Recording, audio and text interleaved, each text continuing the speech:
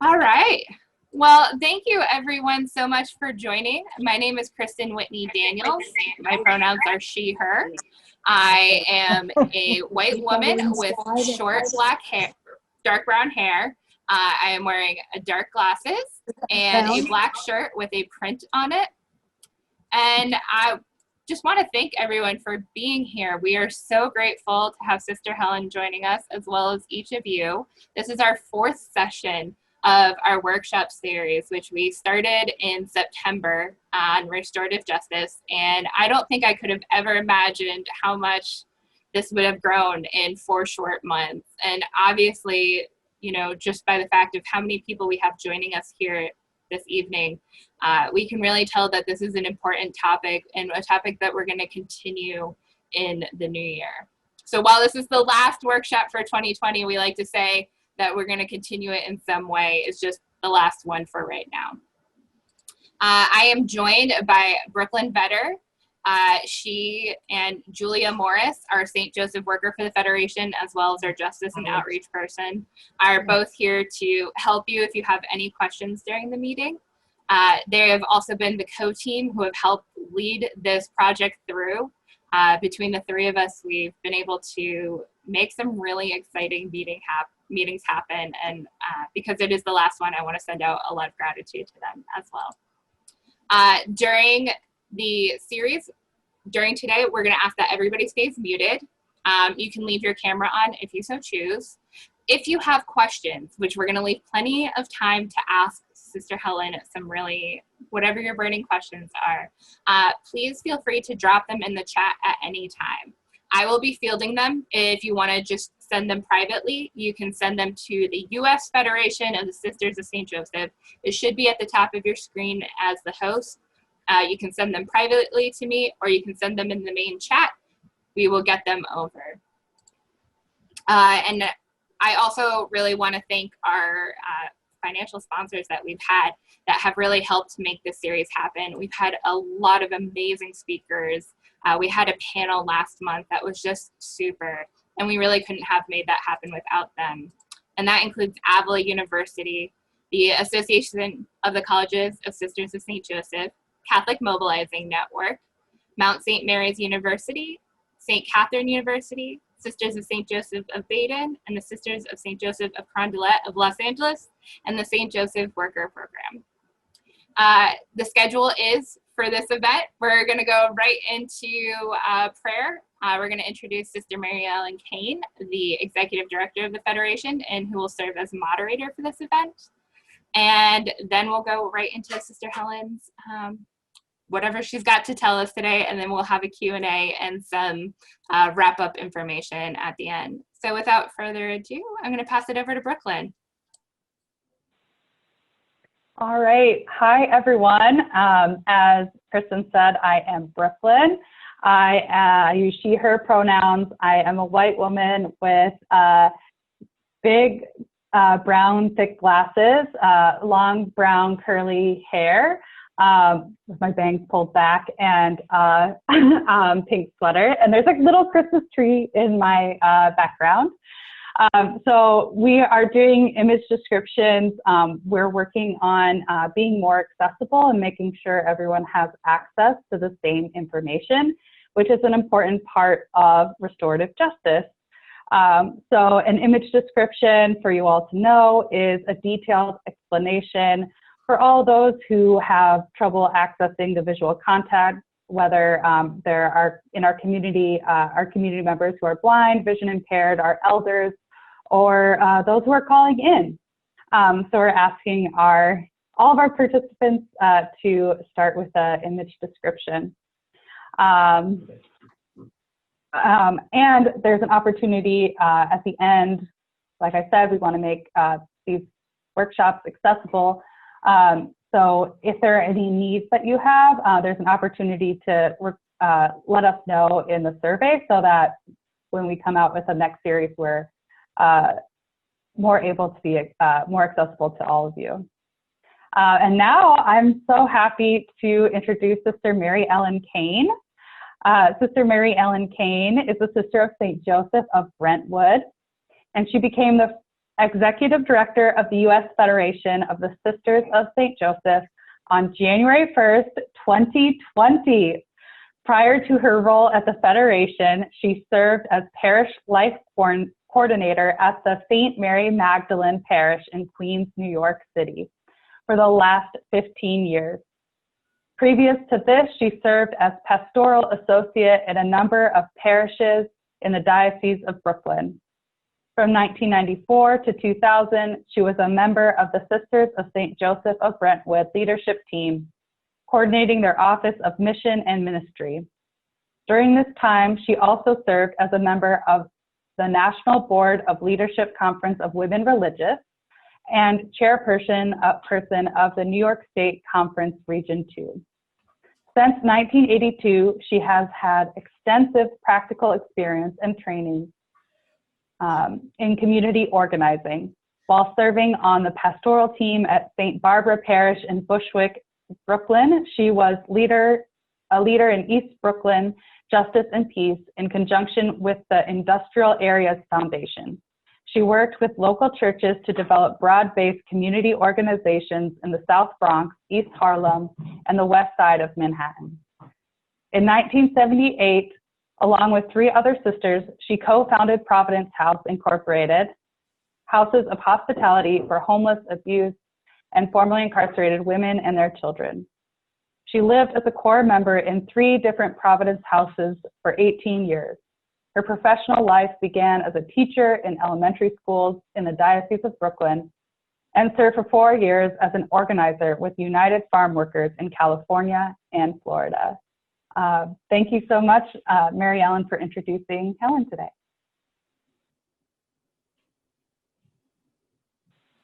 And yeah. Forgot to unmute myself. Thank you so much, Brooklyn, for that very kind introduction.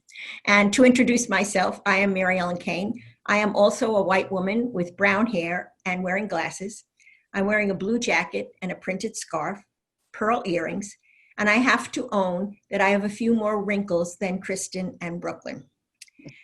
Since some of you may be new to our federation, I want to talk a little bit about the Federation here in the United States. The Federation in the United States is composed of 16 congregations of Sisters of St. Joseph, along with their associates, agrégés, the St. Joseph worker community, and our many partners in mission. There are also federations in Canada, France, Italy, and Argentina. You can find Sisters of St. Joseph and their associates serving in over 50 countries around the world. We all trace our origins to a small village in France, Le Puy, where in 1650, our congregation was founded by 6 illiterate women under the guidance of a Jesuit priest. The remarkable thing is that the mission of the congregation has remained the same over all these years. We live and work to unite neighbor with neighbor and neighbor with God. We are called to the love of God and neighbor without distinction. Reconciliation and unity, restorative justice, is at the heart of who we are. Tonight, as we begin our time together, I would like to invite you to join in prayer for our dear neighbors, especially those who are victims of violence and those who are on death row. The prayer that we will begin this evening with was prepared by Helen Prejean. So I'd like to ask Brooklyn if she would put that up on the screen so you can look at it as I pray it.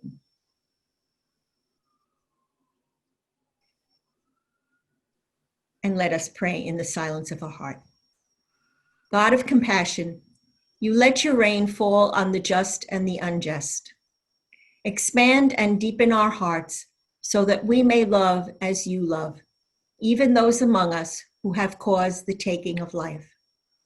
For there is in our land a great cry for vengeance as we fill up death rows and kill the killers in the name of justice, in the name of peace. Jesus, our brother, you suffered execution at the hands of the state, but you did not let hatred overcome you. Help us to reach out to the victims of violence so that your enduring love may help heal. Holy Spirit of God, you strengthen us in the struggle for justice. Help us to work tirelessly for the abolition of state-sanctioned death and to renew our society in its very heart so that violence will be no more. And to this we say, amen. Tonight, we are honored to have with us someone who has been witnessing to God's inclusive love as a sister of the Congregation of St. Joseph for over 60 years, Sister Helen Prejean. Sister Helen, who is originally from Baton Rouge, Louisiana, is known around the world for her tireless work against the death penalty. She has been instrumental in sparking national dialogue on capital punishment and in shaping the Catholic Church's vigorous opposition to all executions. While living in the St. Thomas Housing Project, New Orleans, in the early 80s, Sister Helen began corresponding with Patrick Sonner, who had been sentenced to death for the murder of 2 teenagers. 2 years later, when Patrick was put to death in the electric chair, Helen was there to witness his execution. In the following months, she became spiritual advisor to another death row inmate, Robert Lee Willie, who was also to meet the same fate as Patrick. After witnessing these executions, Helen realized that this lethal ritual would remain unchallenged unless its secrecy was stripped away. And so she sat down and wrote a book, Dead Man Walking, an eyewitness account of the death penalty in the United States. That book ignited a national debate on capital punishment and spawned an Academy Award-winning movie, a play, and an opera. Sister Helen's second book, The Death of Innocents, an eyewitness account of wrongful executions, was published in the year 2004. And her third book, River of Fire, My Spiritual Journey, was published in August 2019. Helen, we thank you for your faithful witness, and we thank you for being with us this evening. And now we turn the Zoom over to you to hear your words of wisdom and inspiration.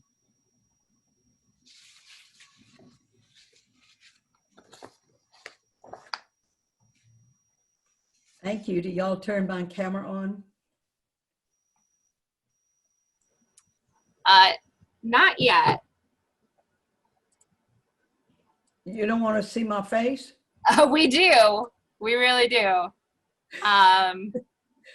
Let's see. Is it working yet?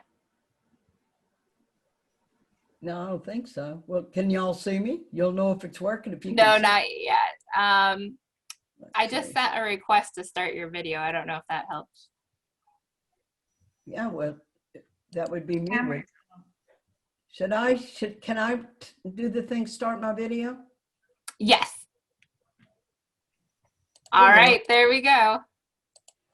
Okay, good. Wonderful to see you. Wonderful to be here. So I'm Helen. My pronouns are she and her. I got short brown hair. I got glasses.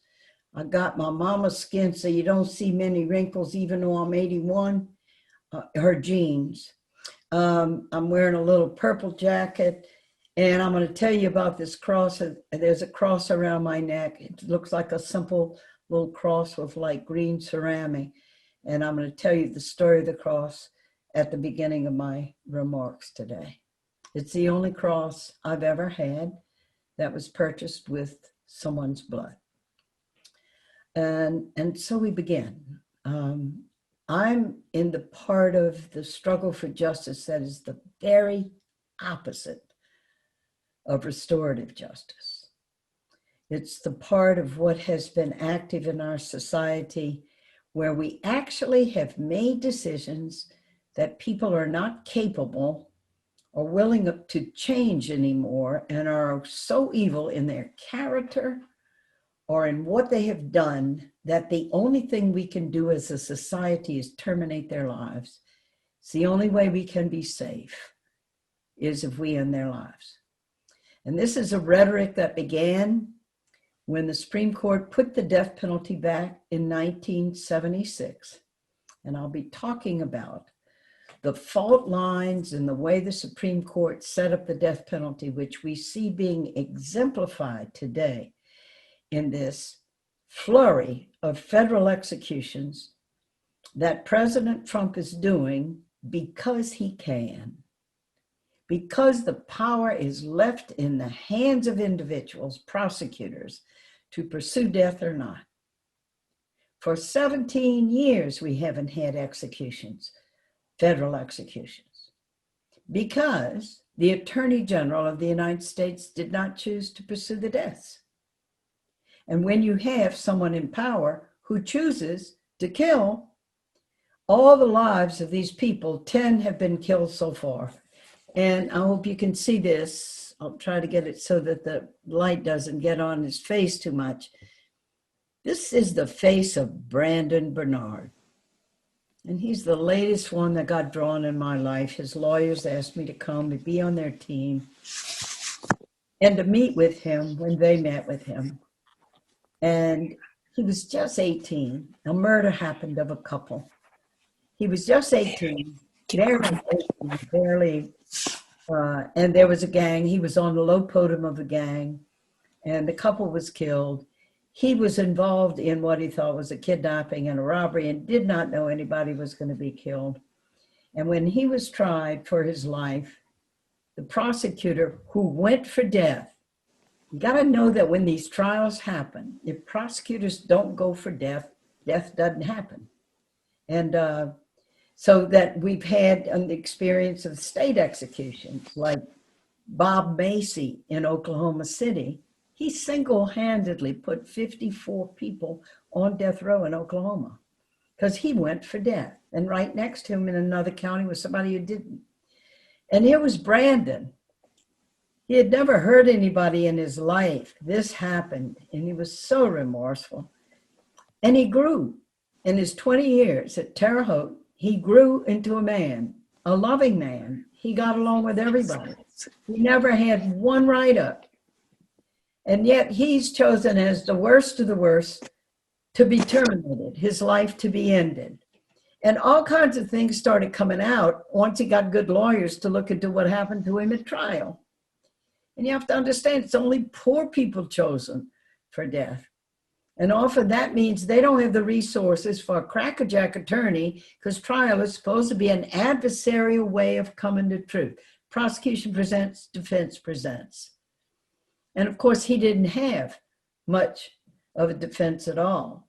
And so that prosecutor got a so-called expert, a psychological expert who could look at people and determine that they were going to be a future danger, and pointed out Brandon and said, that man is going to be a future danger to society. So that said to the jury, all we can do is give him a death sentence.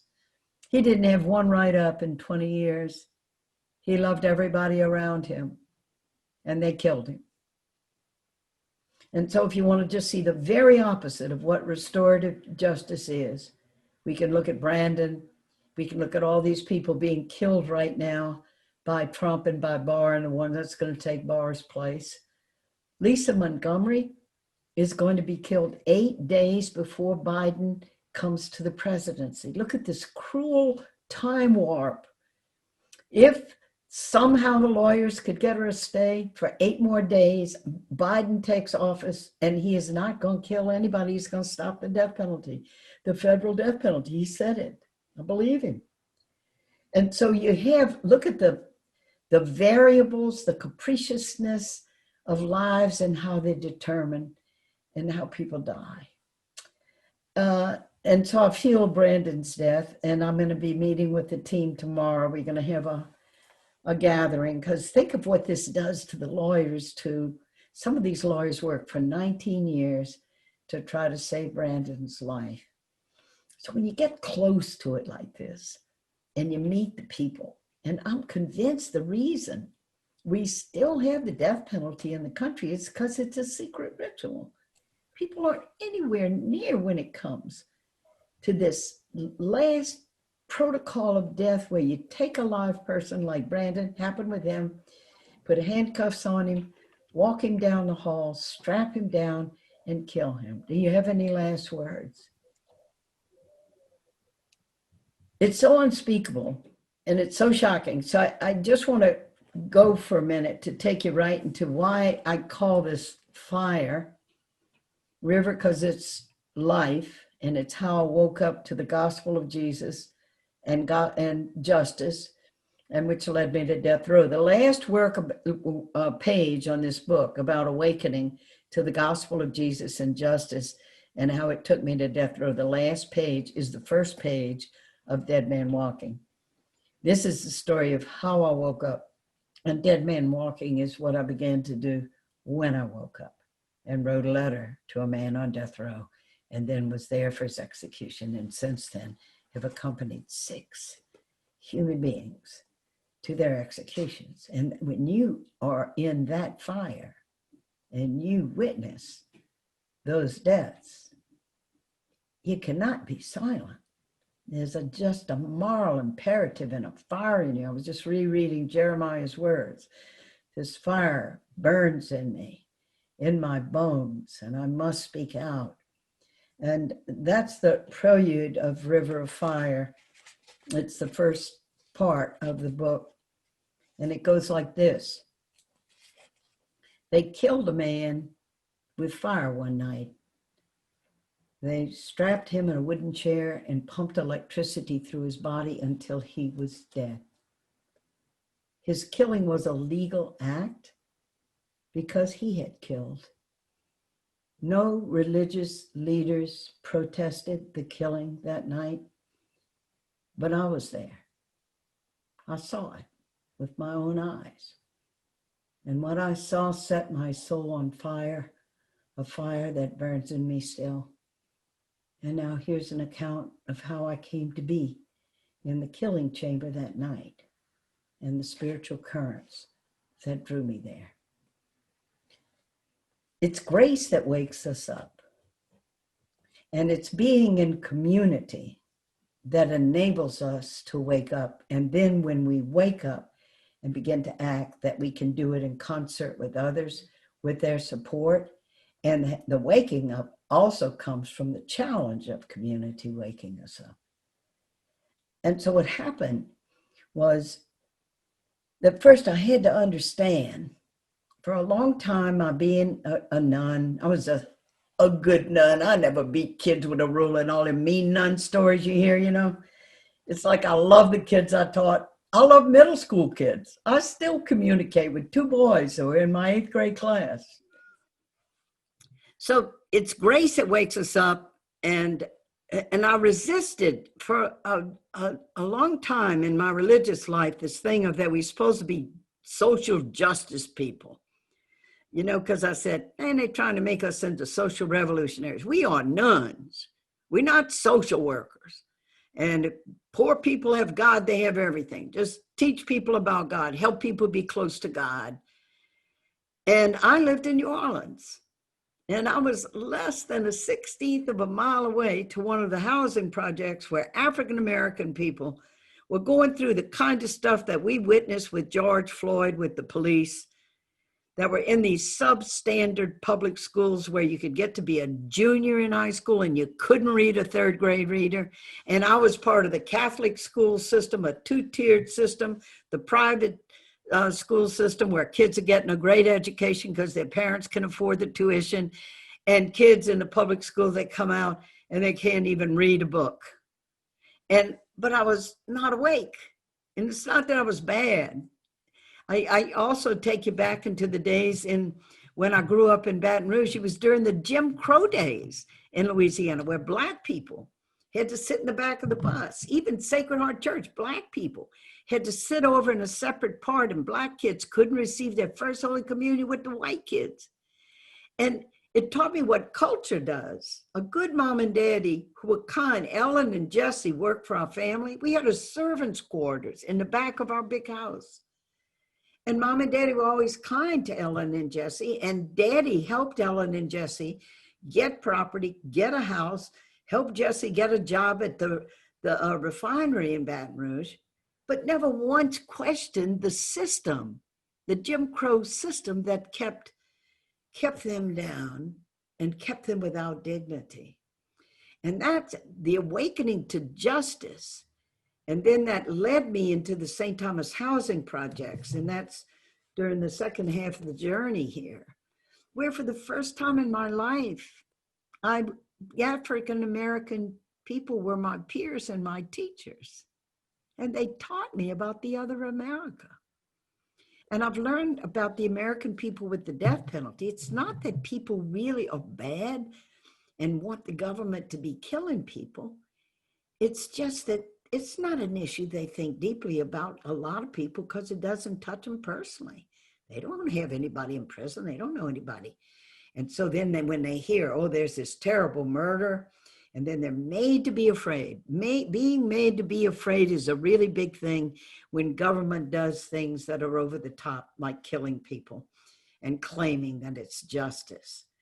Make people afraid and then keep them from seeing what it really means when you kill an actual human being and say, this is the worst of the worst. What's happening right now a lot because of all the federal executions. So I have been morning, noon, and night over the past week or 10 days on every form of media you can imagine, from CNN to NPR to in the UK to all over the place, because the world is watching now this spree of these executions, and especially this woman coming up, Lisa Montgomery, who was tortured and abused as a child so that she would just disconnect from reality to be able to survive, and did a terrible crime. She killed a woman, cut the baby out of her body, came home to her husband and said she gave birth to the baby while shopping, and this was their baby. They had sterilized her against her wishes. Unspeakable crime, but then now they're going to kill her within these 8 days of. And so what I've found myself saying, because when you do media interviews, you don't have 2 hours. You got to get to it. And what has become clear with Trump using his power to kill all these people is that the Supreme Court, when they set up the death penalty in 1976, it had fault lines in it from the beginning. And the fault lines were such that they gave as the criteria for seeking death that not for ordinary murders, not your garden variety kind of murder. Nobody knows what to Samuel that means, but only for the worst of the worst. So first of all, you have this fuzzy criteria, the worst of the worst. Brandon, Bernard, that was a white couple killed. He's a black kid. He's supposedly in a gang. Worst of the worst, worst of the worst.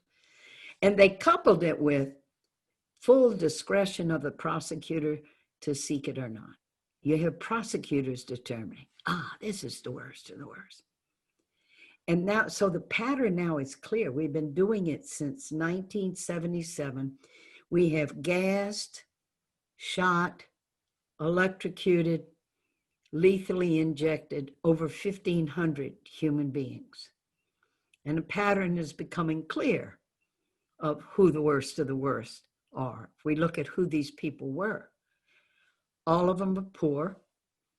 Overwhelmingly 8 out of every 10 is because they killed a white person. And to see how race plays a role in how death is determined is crucial. It's a disproportionate number of people of color on death row, that's true. But where you really see race is when are we outraged over the death of a citizen whose life we value, so their death outrages us, and so we seek an ultimate penalty.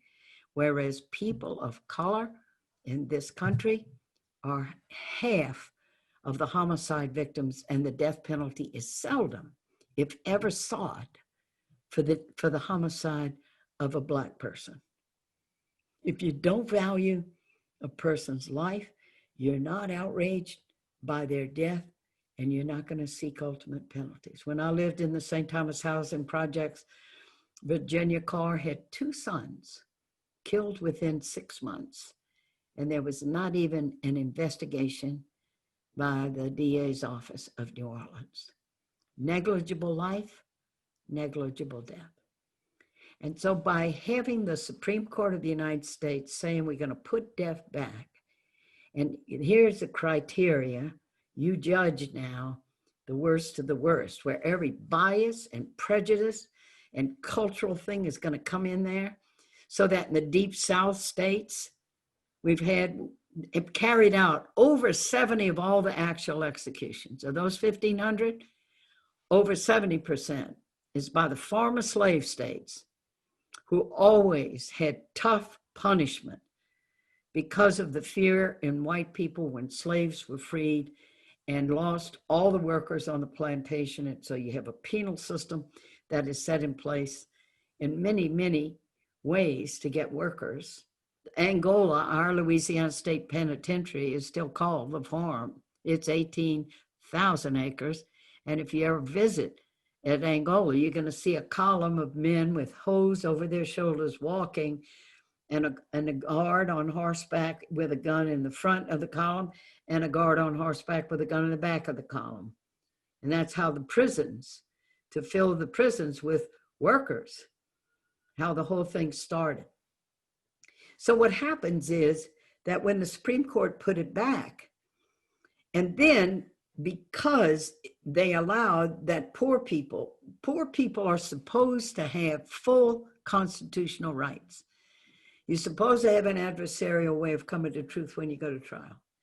So you're supposed to have prosecution present, and you're supposed to have defense present. And when that jury's seated, where Brandon had mostly white people on his jury to choose about his life, you have a defense questioning in the voir dire who's being seated on that jury.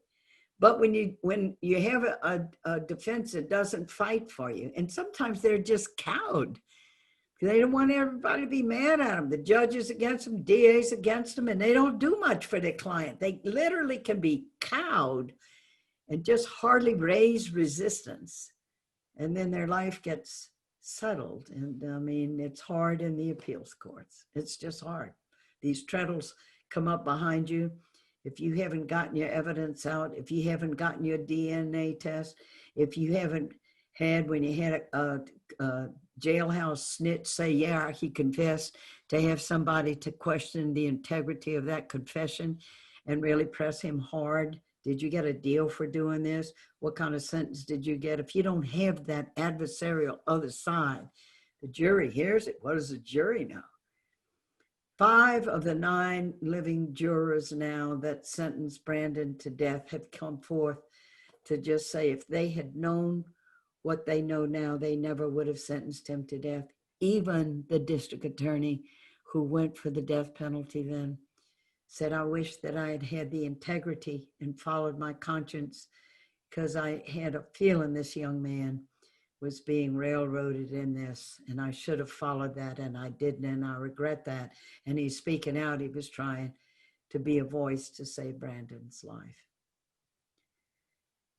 The road to restorative justice means that, first of all, we don't see that when people do a crime, that what we must do is punish them. What we must do is send them into exile. What we must do is separate them from their families. What we must do is put them into a harsh regime where it is hard to feel like a human being. We will deprive them of education. We will put them working out on the fields. We will put guards in charge of them, some of whom can be decent human beings, don't get me wrong. But there's a power play when you have a system set up where people have power over others. And it's very hard to have a decent and compassionate correctional officer in the midst of everyone who in their training at Angola are told, these people are scum, don't ever trust them, don't tell them about your family. You are there to watch them, and you watch them every minute, because when you turn your back in the least, they're going to hurt you or kill you. It's based on a lack of trust. And it's based on this assumption that they can't grow, they can't learn. I think the average educational level of people in Louisiana, we have the highest incarceration rate in the United States. The United States has the highest incarceration rate in the world, because we have built it on a system of exile, punishment, and then getting labor from people. The labor that goes on in prisons is a huge thing, and it's why private prisons can go in and make a killing. The starting pay at Angola when you go at our prison is 2.5 cents an hour. And the story of this cross is Patrick Sonia was the first man I was with who was executed. And his brother Eddie, these two brothers, actually his brother Eddie was the one who killed 2 teenagers that night. He was in a very emotional, volatile state. One thing led to another that night. Pat was executed. And Eddie was allowed to live. He was given 2 life sentences. And I was with Pat and with him when he was executed. And when I visited Eddie for the first time after Pat's execution, and Eddie was bearing the weight in his soul, not just of the 2 teenagers that he had killed, but the weight of his brother as well. And when I went in to visit him, and he presented me with this cross. And the only way he could get money to ask an inmate to give him something to make the cross for him was to sell his plasma. They used to let them do that then. That was before AIDS came along and they stopped it. And so he got $7.50 for his blood, his plasma. And he paid this inmate to make this cross for me. And he gave me this cross at the visit. And that's why I said, it's the only cross I've ever had that's purchased with someone's blood. Not to mention the grief, the remorse, the sorrow of Eddie, all the years that he was in prison carrying this weight. Brandon carried very much the weight of the couple that was killed. He felt, even though he had not directly killed them, he felt so responsible that they had died. And he would talk about it often. You can't see this in the picture I showed you, this picture of Brandon, but it was a screenshot taken during a video when he was talking about how remorseful he was that these 2 people had died in the pain of the family. And you can't see it, but these tears are trickling down his cheek. And I thought of that legendary story of St. Peter. You know, he had betrayed Christ, and the legend was that he cried so much that there were these permanent rivulets down his cheek from where the tears had flowed. It's a legend, but it bespeaks a deep, deep remorse for what you do. And he was so young, and then to have been part of a deed that you can never get back. It's been one of the mysteries I've reflected on often, you know, of people that do something terrible, but everybody's worth more than their worst act. And they are, like Pope Francis is saying, people are capable of redemption. Who are we as their fellow human beings to cut off their life that they cannot grow, or they're not capable of redemption, of changing? As long as we are alive, we're capable of changing, and God's grace calls us to change constantly. The arrogance that is in the death penalty, the arrogance that's in sentencing people to life in prison, as if that act to stop the growth, and not just to stop growth, but to punish people, to humiliate people, to take away their dignity.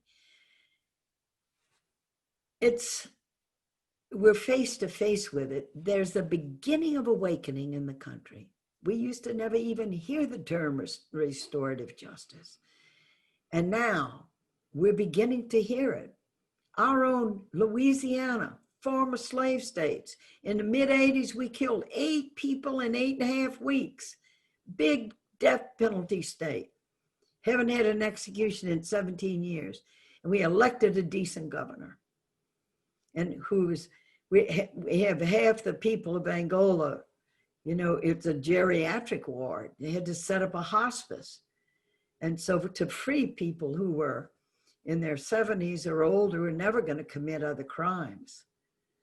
And so we're beginning that road. The death of George Floyd, this redemptive death that happened in front of our eyes, especially for those of us in white privilege that have never been in situations where we have witnessed violence or where we are afraid that violence is going to be done to us, that we have lived this. And I realized it about myself. It's in River of Fire, and I talk about it when I'm in the presence and in the community of St. Thomas. You know, that I've never, maybe I might look a little virtuous and I do some good things, but I've never been up against it where I'm dealing with drugs or I'm dealing with, imagine not getting an education.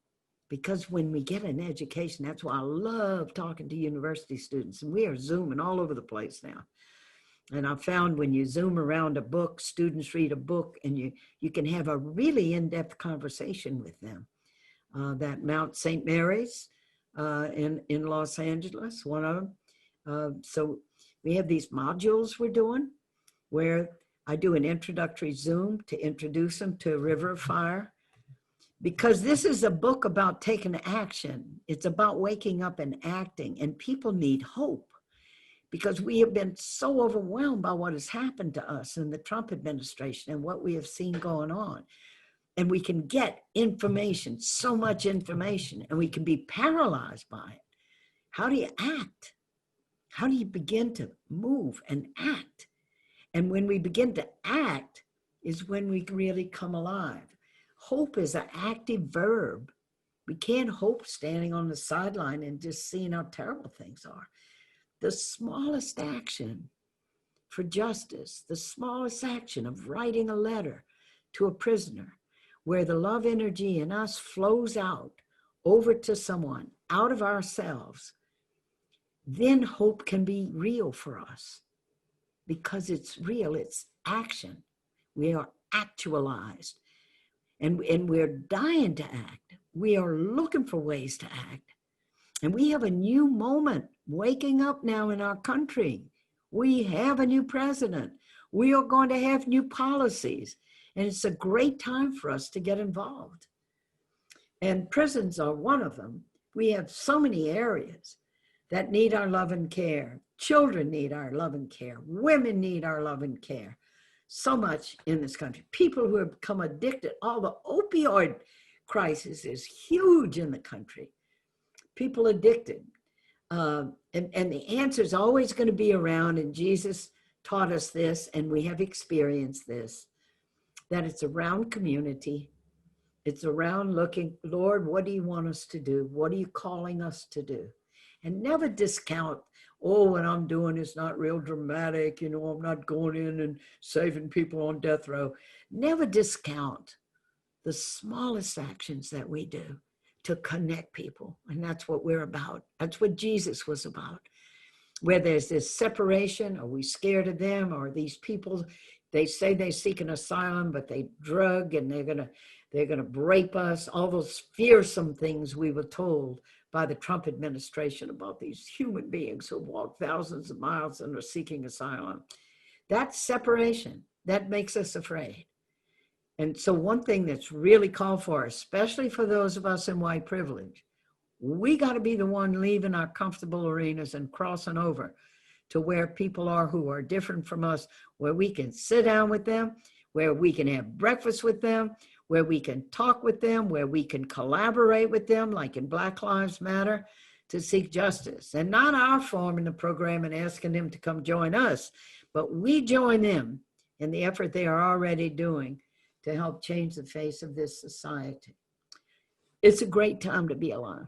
I know I must have shot my wad here with these 30 minutes, huh? So maybe I need to stop so we can have conversation together, but I just can't tell you what a joy it is to be with you. And I know the Zoom thing, I know there's this distancing, but when we open our mouths and share our own interiority with each other, share our souls, there's intimacy that we have. And don't worry about the physical distance. It's the sharing that makes it intimate. So I welcome your questions or comments now. We'll be happy to take some questions now. If you want to put them into the chat room, or if you want to send them to Kristen, and then we'll field them and we'll pass them on to Helen. So if anyone has a question Or comment? or comment, yes. Maryellen, the first question to get started is, with all the numbers of death penalty executions, how do you keep hope alive? And I think there's another question about how do you cope with compassion fatigue. I think those are both coupled pretty well together. There are several things that work in me. And one is like when the team asked me to get involved with Brandon, and here I'm meeting Brandon. He's a lot. He's a human being. And I've been accompanying Manuel Ortiz on death row in Louisiana for 19 years. Wow. Every time I visit with him, here this man is innocent. I call him my Nelson Mandela. And I see 30, he's going on 30 years, and he hasn't given up.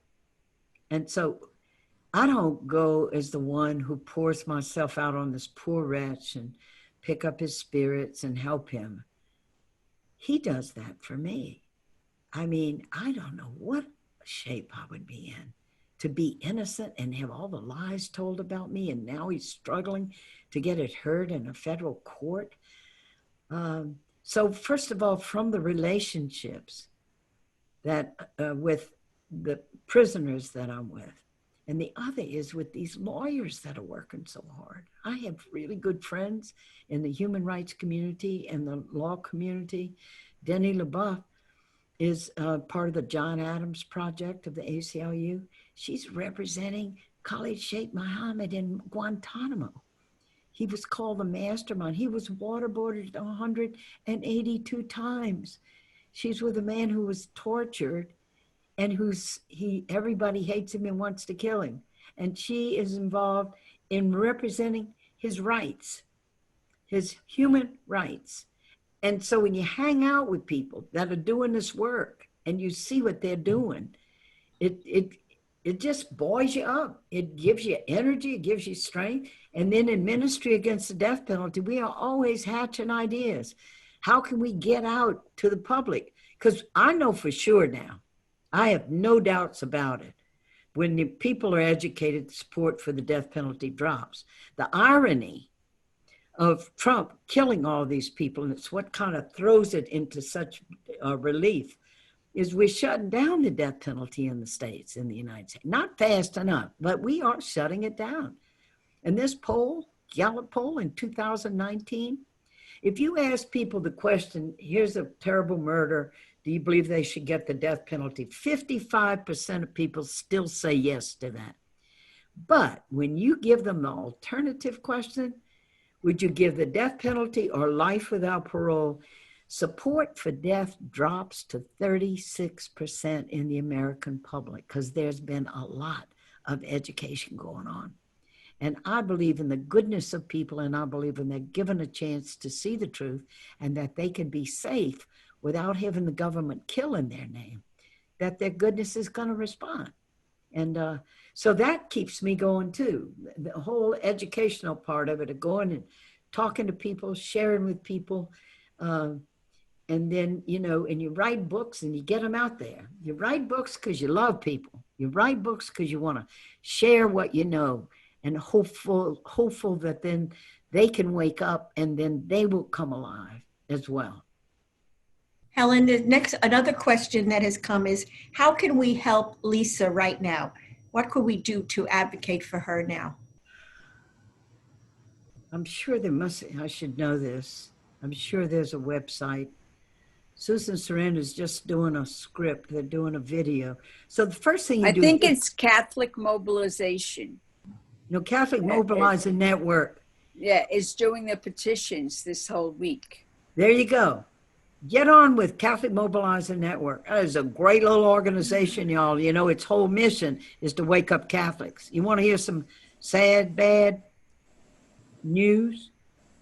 This was in the 80s. They did this poll that the more people went to church, the more they believed in the death penalty, and Catholics were leading the lie. I bet. It took 1,600 years of dialogue for Pope Francis to finally make that change in the catechism, because the church in the traditional teaching always upheld the right of the state to take life. And as long as you uphold that right, then anything can happen. It took 1,600 years, but we're getting there. But we still have a long way to go. Simply because they changed a document, changed the catechism, doesn't mean all the hearts and minds are there. And because people are so removed from this issue, that we got to take them close into it, to bring them there, to stand with them in the outrage when innocent people are killed. We can't short circuit that. We can't short circuit it by immediately going over, oh, these people have human rights, they should be killed. If we don't stand with them in the outrage and feel the outrage of this life that has been lost, and then raise the question, what can really heal a victim's family that has lost a loved one? Can witnessing the state kill the person who killed their loved one in front of their eyes and they witness that violence? Can that heal them? More violence? Can that heal? What do they need? And victims of violence in states need all kind of help. That's a great thing to work for. What is your state doing to help victims of violence? And what could be done better in that, and help pass that legislation for them to get more help for healing? Helen, we have time for one more question. And the question that has come is, do you have any regrets over these years that you have been working with inmates on death row? Do you have any? Definitely, and it's real clear in my mind. I made a bad mistake in the beginning. I didn't reach out to victims' families. I was scared of them. My editor, when I wrote Dead Man Walking, I was downplaying, not reaching out to the parents whose kids had been killed. And he said, you're kind of downplaying that. And then he just named it for me. He said, it was cowardice, wasn't it? You were scared, weren't you? And I go, yeah. And after that, so I always do regret that I didn't do that, and changed it right after that. But definitely, I do regret that. Thank you, Helen. I wish we had more time to converse with you. There's so much we could learn from you and be inspired by. But I hope that we will all take up that challenge of going to Catholic Mobilizing Network and doing what we for Lisa. I'm going to ask Julia now if she will tell us about our next steps. Julia? Hi.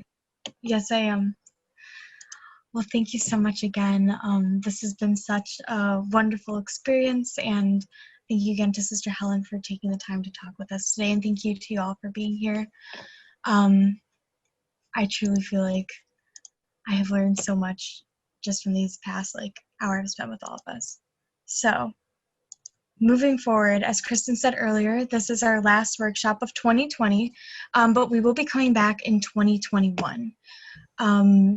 We are sending out a survey very soon that will have feedback and also a place that you can put in your preferences for our next upcoming workshops. So please feel free to keep an eye open for that, and to please fill that out. Our very next event, though, is Earth Day with Miss Sharon Levine and Rise St. James. Please be sure to go to that event and keep your eyes peeled for any further information about it. It's going to be great. It's going to focus on Louisiana area, and a lot of the fight that they're doing down there to try and get that area cleaned up and really address what's going on in Cancer Alley. So please make sure to come to that. Also, other restorative justice things we're taking on next will be the Immokalee workers. We are starting to partner more with them, and we're going to be doing, more activities and hopefully maybe some new events with them too coming up. So keep your eyes open for that. And there's also going to be some restorative justice intensives with Catholic Mobilizing Network again. So a great organization to find out what to do with Lisa, but then also something that we're going to be kind of looking towards as well. They have 2 virtual circle intensive events scheduled, one for December 17th and the other on January 9th. There's still space in both, so if you want to continue your, work on restorative justice and kind of really learning what that circle work looks like, please check out those 2 events. The link is, of course, catholicmobilizing.org/posts/CMNS-upcoming-circle-events. All right, and now I'm going to hand it over to Kristen. I know she's got a last couple things to say. I dropped some of the links in there for the Catholic Mobilizing Network for our survey. I read every single response that comes in on any of our surveys. I'm so interested to hear what people think about this. When we first dreamt this up after the Black Lives Matter movement that really had a huge moment in the beginning of June, we just felt a little powerless in the situation, and acknowledging that we have institutions, acknowledging that we have power, acknowledging that we have a lot of white privilege throughout this federation, we started to think about what we could do. How could we start addressing this issue, and how can we really start moving as a federation forward? And so for us, we really saw restorative justice as the way forward. It's so deeply embedded in our charism, and we wanted to build something that was a little new, a little different, and that would hopefully push some of our boundaries and what we're comfortable with. And we have just been so overwhelmed by the support of everyone from the Federation and beyond, though we think of everybody kind of in our Federation umbrella who joins us here today. And it's been so encouraging, and the enthusiasm has been contagious. We get off these Zoom webinars, and usually the team of Brooklyn and Julia and I are just like flabbergasted. We're charged. We're like ready to go for the next session because of each of you. So your participation, your support has just been so invaluable, and I hope you'll join us in the future and let us know what you're interested in. We don't want to build things that people don't want, that people don't need, structures that are just laborious. We want to build stuff that people genuinely are interested in. So we've got some interesting, neat ideas in there. Maybe you'll like them, maybe you won't, but we are so excited for what 2021 brings, and just really want to express a ton of gratitude to you, to the Federation and Maryellen for letting us run with this wild idea that started off as just a little spark all the way back in June, to end with Sister Helen joining us. So thank you, everyone. I'm going to pass it back to Sister Maryellen, who will close us in prayer.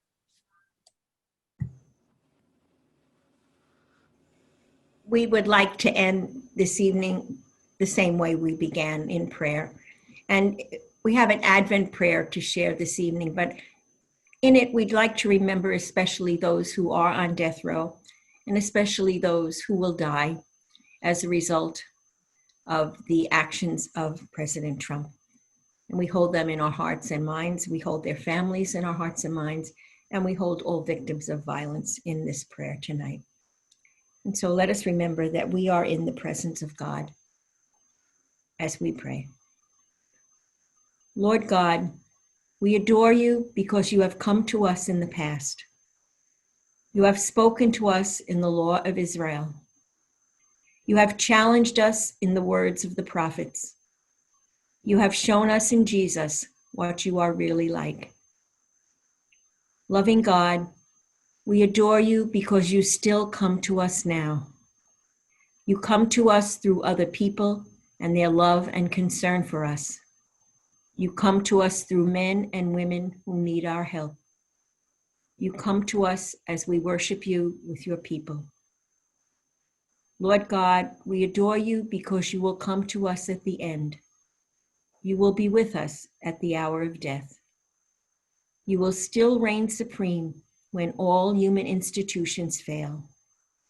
You will still be God when our history has run its course. We welcome you, the God who comes. Come to us now in the power of Jesus Christ our Lord. And to this we say, amen. Amen. Good night all, and thank you for being with us. We wish you all a blessed Advent season and a joyous Christmas and a healthy New Year. We will see you soon. Good night. Thank you. Thank you very much.